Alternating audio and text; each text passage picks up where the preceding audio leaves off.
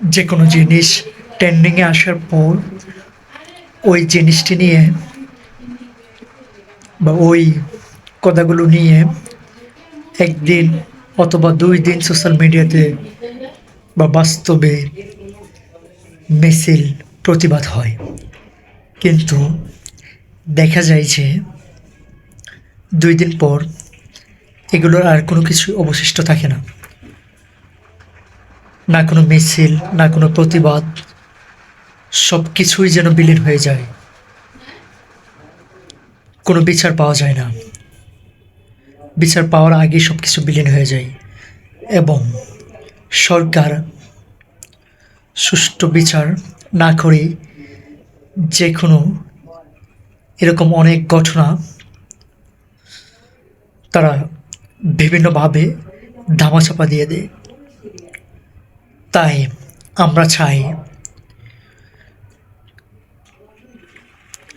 তাই আমরা ছাত্র জনতা যারা আছি, আমাদের দাবি একটাই যে বাংলাদেশের এই পদ্ধতি, এই সিস্টেম আজীবনের জন্য বন্ধ হোক এবং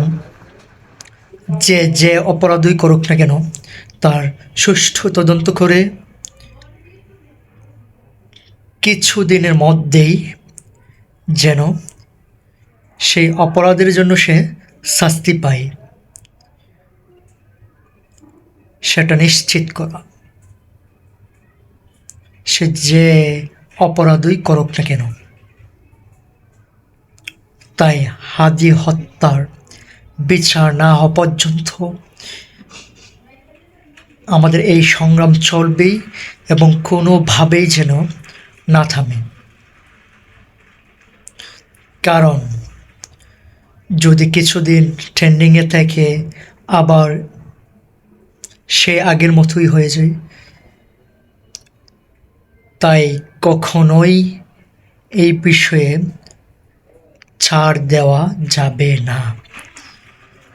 যদি আমরা ছাড় দেই বা রাজপথ থেকে চলে যাই বা আমরা এগুলো নিয়ে প্রতিবাদ বন্ধ করে দিই, তাহলে হাদি হত্যার কেন এরকম যত ঘটনা অতীতেও হয়েছে এবং ভবিষ্যতেও হবে, কখনোই আমরা এগুলোর সুষ্ঠু তদন্ত বা সুষ্ঠু বিচার কখনোই আমরা পাবো না। অপরাধীরা তারা স্বাধীনভাবে দেশে ঘুরে বেড়াবে সে আগের মতোই। তাই হাদি হত্যার বিচার চাই। We are justice, justice for Hadi. সবাই আওয়াজ তুলুন, সবাই প্রতিবাদ করুন। যে যার জায়গায় আছেন সে তার নিজস্ব স্থান থেকে সোশ্যাল মিডিয়ায়, ফেসবুক, টুইটার, ইউটিউব, যে যেখান থেকে পারেন, যদি সশরীরে আসতে পারেন তাহলে সশরীরে যে যেভাবে পারেন সেভাবে প্রতিবাদ করেন এবং হাদি হত্যার বিচার না হওয়া পর্যন্ত সেই প্রতিবাদ চালিয়ে যান। ইনশাল্লাহ সফলতা আসবেই।